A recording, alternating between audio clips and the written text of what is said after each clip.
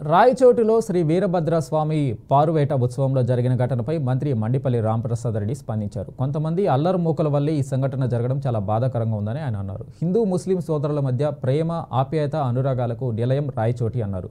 శాంతి భద్రతల విషయంలో ఏనాడు కూడా రాజీ పడే ప్రసక్తి లేదన్నారు. సంఘటన జరిగిన కొన్ని గంటల్లోనే పోలీస్ వ్యవస్థ చేసిన తీరు అమోఘమన్నారు.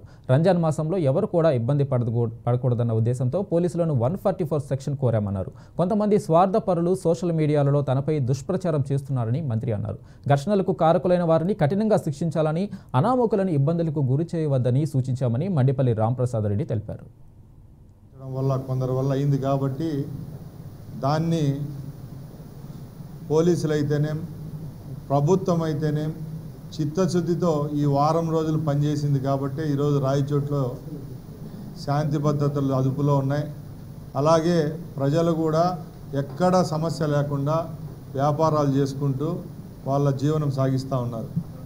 ముఖ్యంగా కూటమి ప్రభుత్వం ఏర్పాటైన తర్వాత మీరే చూస్తున్నారు, ఎక్కడ శాంతి భద్రతలకు విఘాతం కల్పించకుండా ఏ చిన్న సమస్యలు తలెత్తినా కూడా సమన్వయంతో జిల్లా యంత్రాంగం అయితేనేం, పోలీస్ సిబ్బంది అయితే పనిచేస్తూ వచ్చింది.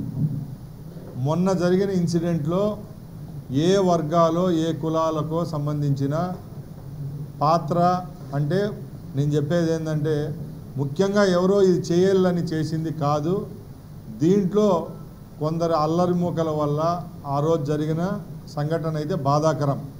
దాన్ని ఇక్కడున్న పోలీస్ యంత్రాంగం పొద్దున్నేకే ఆ రోజు సాయంత్రం ఇన్సిడెంట్ జరిగితే మరుసటి రోజు పొద్దున్నేకే టోటల్గా లా అండ్ ఆర్డర్ కంట్రోల్లోకి రావడము, వ్యాపారస్తులు వ్యాపారం చేసుకోవడం, రాయచోట్లో చుట్టుపక్కల ఉన్న పల్లెలోళ్ళు కానీ రాయచోటు పట్టణంలో కానీ ఎక్కడ శాంతి భద్రతకు విఘాతం కల్పించకుండా ఎవరి పనులు వాళ్ళు చేసుకోవడం జరుగుతూ వస్తూ ఉంది.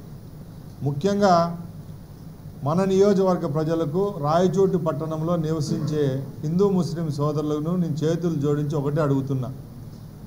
గత 40 సంవత్సరాల నుంచి రాయచోటి పట్టణము ఎదిగే కొద్దీ ఇక్కడ శాంతి భద్రతలు కానీ ఇంకో విషయంలో కానీ ఎప్పుడు నేనైతేనే మా కుటుంబ సభ్యులైతేనే ఎప్పుడు లాలూచి పడలేదు.